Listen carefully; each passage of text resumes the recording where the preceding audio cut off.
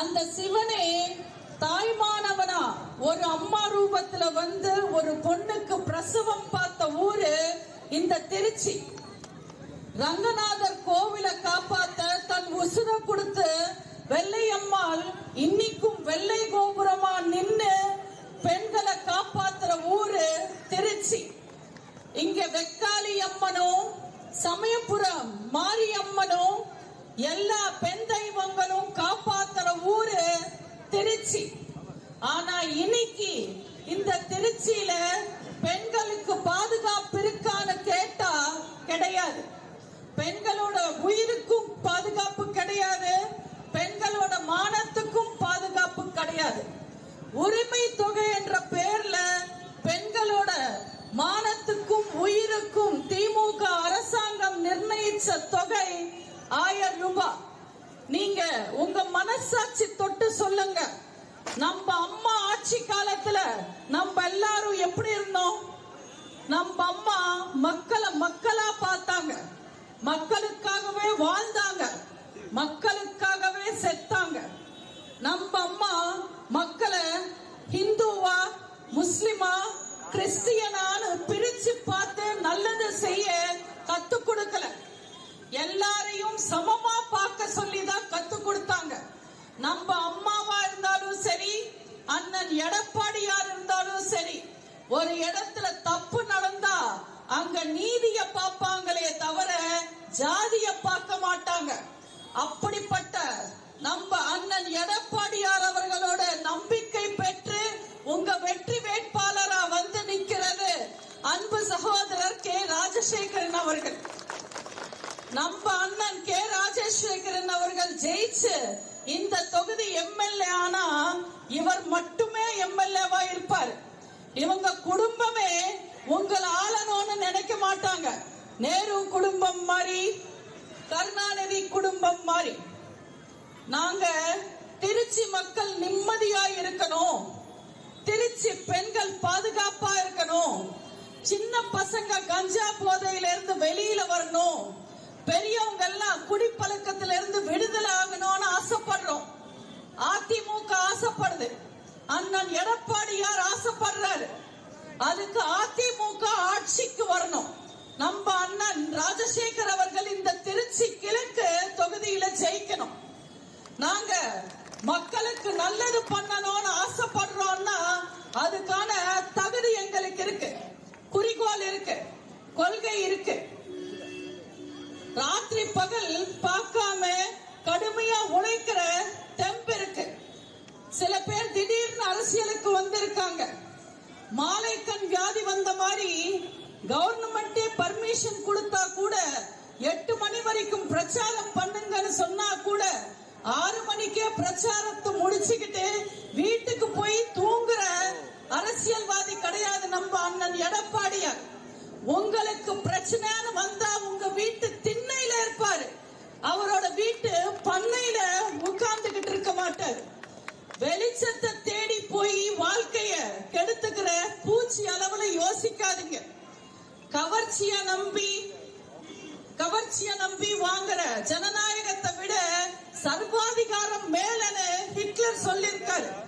திடீர்னு அரசியலுக்கு வந்தவங்க நாங்க தான் எம்ஜிஆர், நாங்க தான் புரட்சி தலைவர்னு சொல்றாங்க. நல்லா யோசிச்சு பாருங்க, புரட்சி தலைவரை நீங்க ஒரு கிழவியோட பார்க்கலாம், சின்ன குழந்தைங்களை முத்தமிட்டு பார்க்கலாம். என்னைக்குமே புரட்சி தலைவரை பவுன்சர்ஸ் கூட நீங்க பார்க்க முடியாது. புரட்சி தலைவர் என்னைக்குமே மக்களை நம்பாம 2 தொகுதியில நிக்க மாட்டார். புரட்சி தலைவருக்கு ஈர்ப்பு சக்தி இருந்ததுன்னா அதுக்கு காரணம் மக்கள் நம்புனாங்க.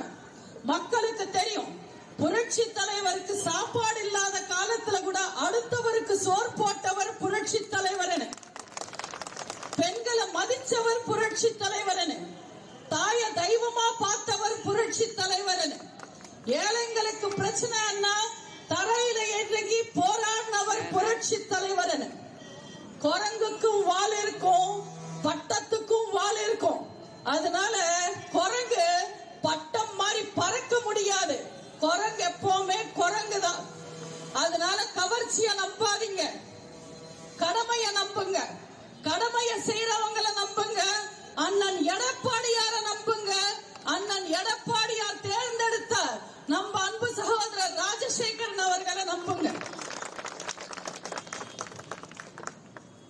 இந்த தொகுதியை இன்னைக்கு தமிழ்நாடே வந்து திரும்பி பார்க்குது. அதுக்கு காரணம் ஒரு சினிமாக்காரர் வந்து இங்க நிக்கிறார், விஜய். அவர் அரசியலுக்கு திடீர்னு வந்தார். எதுக்காக திடீர்? நான் சில மாற்றங்களை கொண்டு வர போறேன்னு சொல்றார். சரி, என்ன மாற்றங்கள் கொண்டு வர போறாருன்னு நானும் யோசிச்சேன். ஏதாவது மாற்றங்களை கொண்டு வந்திருக்காரான்னு. சில மாற்றங்களை கொண்டு வந்திருக்கார். அதாவது அப்பா அம்மா பொண்டாட்டி பிள்ளைங்களை கூட கடனுக்காக வாழணுமே தவிர கடமைக்காக வாழக்கூடாது. சொந்த கட்சிக்காரங்க ரசிகர்கள் 41 பேர் செத்தா கூட அந்த பழிய தூக்கி அடுத்தவங்க மேல போட்டுட்டு ஜாலியா அட்லி வீட்டு விசேஷத்துக்கு மும்பைக்கு போனோம், சிபிஐ பார்க்க டெல்லிக்கு போனோம். ஆனா செத்தவங்களை விசாரிக்கிறதுக்கு அவங்க சொந்த வீட்டுக்கு போக கூடாது. பிரச்சாரத்துக்கு போகும்போது வேனுக்கு கீழே எலுமிச்சம்பழம் வச்சு நசுக்கிறதுக்கு பதிலா கூட பைக்ல வர ரசிகர்களை நசுக்கிடணும். தற்குறி தற்குறி தற்குறின்னு அவரை பார்க்க வர்றவங்களை தமிழ்நாடே கிண்டல் பண்ணி அவமானப்படுத்தினாலும் இன்னும் கூட விஜய நம்பி கூட்டத்துக்கு வர்றவங்கள பவுன்சர்ஸ் ஷூ காலாலேயே மிதிக்க வைக்கணும். இது எல்லாத்துக்கும் மேல இவர் தேர்தல் களத்துல புது மாற்றத்தை கொண்டு வந்திருக்கார். அதாவது பிரச்சாரம் பண்றதுக்காக பர்மிஷன் கேட்கணும். பர்மிஷன் கொடுக்கலன்னா கோஷம் போடணும். இல்ல பர்மிஷன் கொடுத்துட்டாங்கன்னா ஏதாவது சாக்க சொல்லி லீவ் போடணும். மீறி பிரச்சாரத்துக்கு வந்துட்டா இருட்டுறதுக்குள்ள வீடு திரும்பி போயிடணும். இவங்கெல்லாம் என்ன ராஜதந்திரத்தை நம்பி அரசியலுக்கு வந்திருக்காங்கன்னு தெரியல. ஒவ்வொரு கூட்டத்திலையும் ஏதாவது ஒண்ணு வளரணும். அதை பார்த்து மக்கள் கிண்டல் பண்ணுவாங்க. என்ன கிண்டல் பண்ணிட்டாங்கன்னு கண் கலங்கி அழுவணும். அடுத்த கூட்டத்துல மறுபடியும் வளரணும். இதெல்லாம் தான் விஜய் தமிழ்நாட்டு அரசியல்ல கொண்டு வந்திருக்கிற மாற்றங்கள். 10 நாள் தொடர்ந்து பிரச்சாரம் பண்றதுக்கு உடம்புல தெம்பு இல்ல, திராணி இல்ல, துப்பு இல்ல. ஆனா இவர் சினிமால 50 பேர் அடிப்பாரு, 100 அடி பறப்பாரு, பாட்டு பாடுவாரு, டான்ஸ் பண்ணுவாரு, பஞ்ச் டைலாக் எல்லாம் பேசுவாரு. இவர் திடீர்னு அரசியலுக்கு வந்துடுவாரா? வந்த உடனே மக்கள் தலைவரா? அப்புறம் ஸ்ட்ரைட்டா சிஎம். பர்மா 10 மடை துபாய். அந்த அளவுக்கு ஈஸியா பேசுறாங்க. இவங்களுக்கு அரசியல் என்னன்னு தெரியுமா? அரசியல்ல வந்த உடனே நான் தான் ஹீரோன்றாங்க. ஹீரோன்னா யார் தெரியுமா? பொண்டாட்டி பிள்ளைங்களை விட்டுட்டு வெள்ளக்காரனை சுட்டு தானும் சுட்டுக்கிட்டு செத்தார நாட்டுக்காக வாஞ்சிநாதன், அவர் ஹீரோ. நாட்டுக்காக மொத்த சொத்தையும் கொடுத்துட்டு ஜெயில செக்கு விழுத்து இழுத்தாரு வஉசி, அவர் ஹீரோ. நாடு விட்டு நாடு வந்து இந்த நாட்டு மக்களுக்காக அணை கட்டினாரு பெனிக்விக், அவர் ஹீரோ. கார்கில் போர்ல 26 வயசுல உண்மையான துப்பாக்கிய புடிச்சுக்கிட்டு எதிரிங்க கூட சண்டை போட்டு உயிர் விட்டாரு இந்த திருச்சிக்காரர் மேஜர் சரவணன், அவர் ஹீரோ. தொண்டையில குண்டடி பட்டாலும் நம்பின கொள்கைக்காக பிரச்சாரம் பண்ணாரு புரட்சி தலைவர், அவர் ஹீரோ.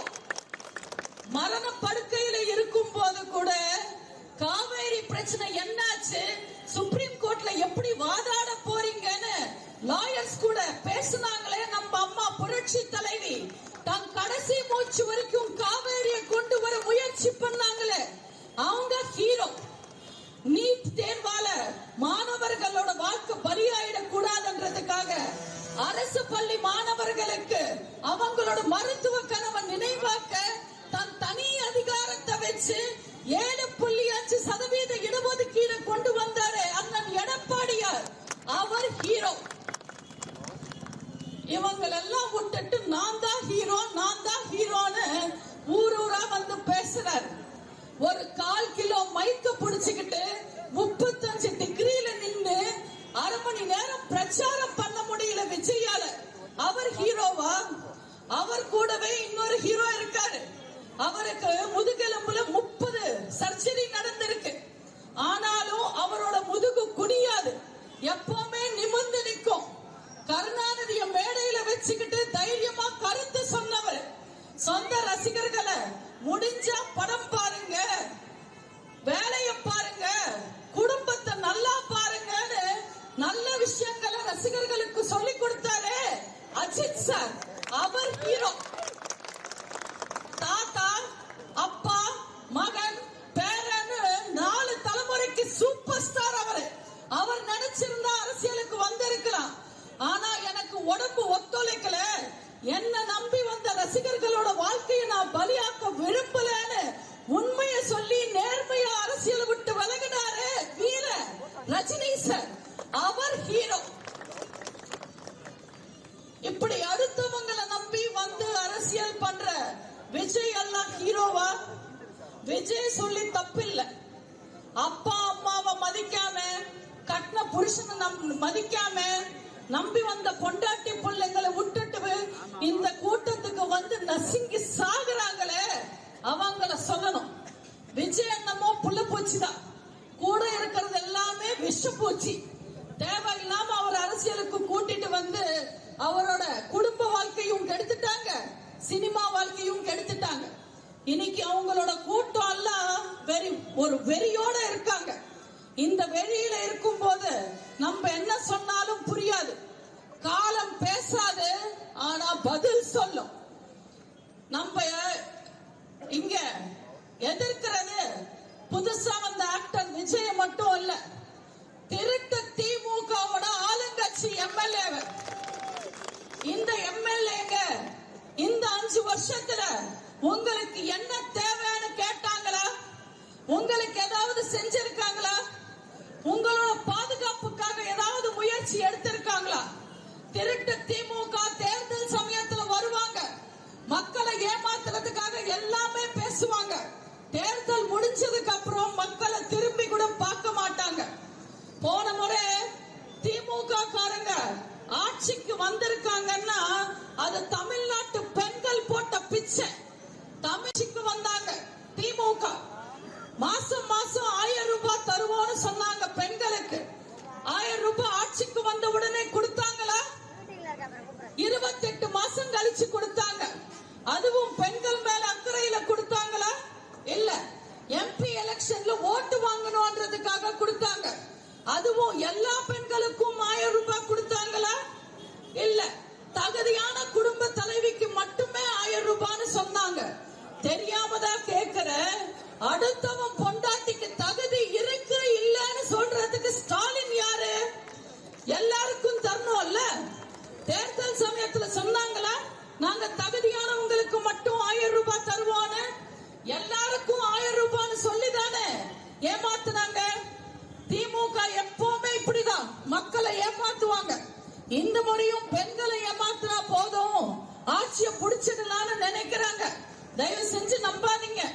இந்த முறை புதுசா கூப்பன் ஏதோ தராங்களா? கூப்பன் நீங்களே சொல்லுங்க. திமுக காரங்க கொடுக்கிற கூப்பன் எல்லாம் செல்லுமா? அவங்க கொடுக்கிற கூப்பன் எந்த கடையில கொடுத்து பொருள் வாங்கிக்கணும்? இதுல ஸ்டாலின் வெக்கமே இல்லாம சொல்றாரு, நீங்க இந்த கூப்பனை கொடுத்துட்டு AC, fridge, washing machine, TV, mixie, grinder எல்லாமே வாங்கிக்கங்க. இந்த திருட்டு திமுக ஆட்சியில இருக்கிற விலைவாசிக்கு ஒரு கூப்பனுக்கு எத்தனை பொருள் வருமா? இந்த திமுக காரங்க கொடுக்கிற கூப்பன் எல்லாம் எப்படி இருக்கும் தெரியுமா? நம்ம நிறைய துணி வாங்கணும்னா ஆடி தள்ளுபடி அன்னைக்கு துணி கடையில நமக்கு ஒரு கூப்பன் தருவாங்க. அந்த மாதிரி இருக்கும். ஒண்ணுமே பிரயோஜனம் இருக்காது அந்த கூப்பனால. மேல கொட்டை கொட்டையா 8000 எழுதி இருக்கும், கீழே நிறைய கண்டிஷன்ஸ் எழுதிருப்பாங்க, சின்ன சின்ன எழுத்துல எழுதிருப்பாங்க. நீங்க 50,000 ரூபாய்க்கு பொருள் வாங்கினா இந்த 8000 ரூபாய் கூப்பன் செல்லும்னு சொல்லுவாங்க. இந்த கூப்பன் நனையாம இருந்தா, சாயம் போகாம இருந்தா, கிழியாம இருந்தா, நீங்க மடிச்சு வைக்காம இருந்தா இந்த கூப்பன் செல்லும்னு சொல்லுவாங்க. 2031 வரைக்கும் ஸ்டாலின் உயிரோட இருந்து ஆட்சியில இருந்தா இந்த கூப்பன் செல்லும்னு சொல்லுவாங்க. திருட்டு திமுக பசங்க என்ன வேணும்னாலும் சொல்லுவாங்க. தயவு செஞ்சு அவங்கள நம்பி ஏமாறாதீங்க. பக்கத்துல இருக்கு மணச்சநல்லூர் தொகுதி. நேத்து ஒரு பொண்ணு எல்லாருக்கும் கூப்பன் தரீங்க, என்ன கூப்பன் தரீங்க, எனக்கும் கொடுங்கன்னு ஒரு பொண்ணு போய் கேட்டிருக்காங்க. அந்த பொண்ணு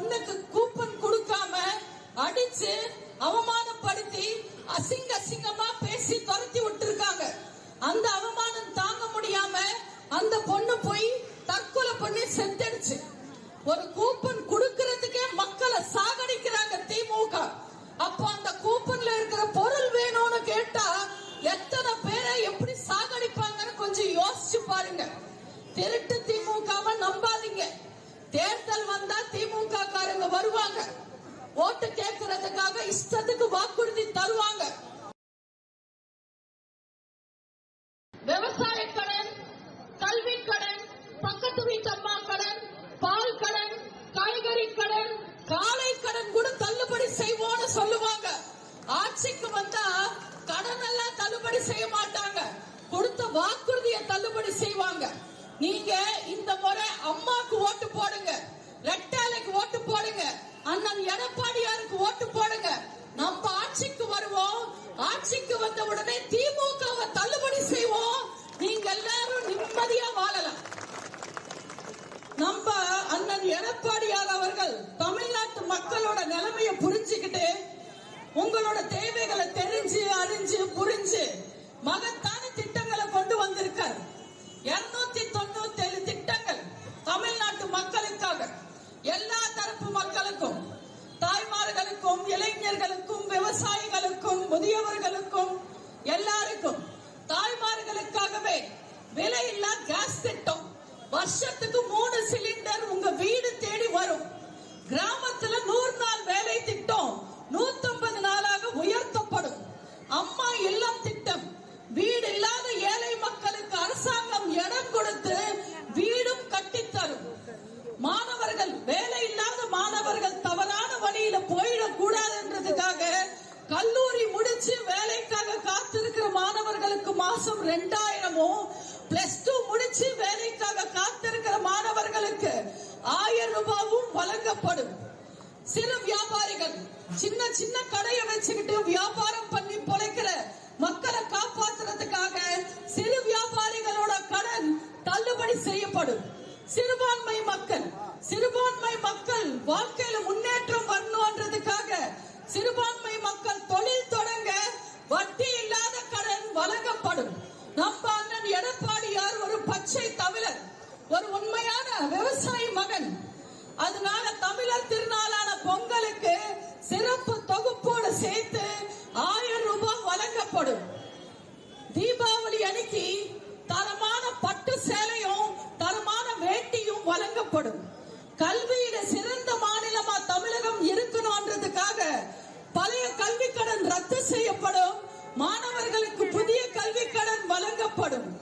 கடந்த 5 வருஷமா உதயசூரியன் ஆட்சியில இருட்டுல வாழ்ற தாய்மார்களுக்கு வாழ்க்கையில வெளிச்சம் வரணும்ன்றதுக்காக குலவிளக்கு திட்டத்துக்கு கீழே மாசம் 2000 ரூபாய் வழங்கப்படும். தாய்மார்களுக்கு இன்ப அதிர்ச்சியா ஒவ்வொரு குடும்பத்துக்கும் ஃப்ரிட்ஜ் வழங்கப்படும். அரசு பள்ளி மாணவர்களோட மருத்துவ கனவை நினைவாக்க 7.5% இடஒதுக்கீடு கொண்டு வந்தவர் அண்ணன் எடப்பாடியார் அவர். அந்த இடஒதுக்கீடு 10% உயர்த்தப்படும். இந்த சமுதாயத்துல ஆணும் பெண்ணும் சமம். ஒரு பெண் எந்த அளவுக்கு கஷ்டப்படுறாங்களோ ஆணும் அந்த அளவுக்கு கஷ்டப்படுறாங்கன்றத புரிஞ்சுக்கிட்டு இனிமே ஆணுக்கும் பெண்ணுக்கும் 2 பேருக்குமே இலவச பேருந்து திட்டம். கடந்த 5 வருஷ திமுக ஆட்சி காலத்துல தமிழ்நாட்டு மக்கள் எல்லாரும் கஷ்டப்பட்டாங்க. எல்லா தரப்பு மக்களும் கஷ்டப்பட்டாங்க. வரி எல்லாம் ஏறி போச்சு, விலை எல்லாம் ஏறி போச்சு. உங்களோட கஷ்டத்தை கொஞ்சமாவது போக்கணும்ன்றதுக்காக உடனே ஒவ்வொரு குடும்பத்துக்கும் 10,000 ரூபாய் வழங்கப்படும். இப்படி எத்தனையோ நல்ல திட்டங்கள் நம்ம அறிவிச்ச உடனே பார்த்து பயந்த ஸ்டாலின் சொல்றாரு, இந்த திட்டங்கள் எல்லாம் நிறைவேற்றவே முடியாதுன்னு. நாங்க என்ன ஆள தெரியாத திருட்டு திமுகன்னு நினைச்சாரா? மக்களால் நான், மக்களுக்காகவே நான் வாழ்ந்த அம்மாவோட அதிமுக இது. அம்மா வழியில அண்ணன் எடப்பாடியார் ஆட்சி பண்ண அதிமுக இது. நாங்க தாலிக்கு 8 கிராம் தங்கம் தரோம்னு சொன்னோம், கொடுத்தோம். மாணவர்களுக்கு மடிக்கணினி கொடுக்கிறோம்னு சொன்னோம், கொடுத்தோம். ஸ்கூலுக்கு போறதுக்கு சைக்கிள் தரோம்னு சொன்னோம், கொடுத்தோம். அம்மா உணவகம் கொண்டு வருவோம்னு சொன்னோம், கொண்டு வந்தோம். 100 யூனிட் மின்சாரம் இலவசமா கொடுக்கிறோம்னு சொன்னோம், கொடுத்தோம். நாங்க சொன்னது மட்டுமே செய்வோம், செய்யறது மட்டுமே தான் சொல்லுவோம். அதனால தயவு செஞ்சு இந்த முறை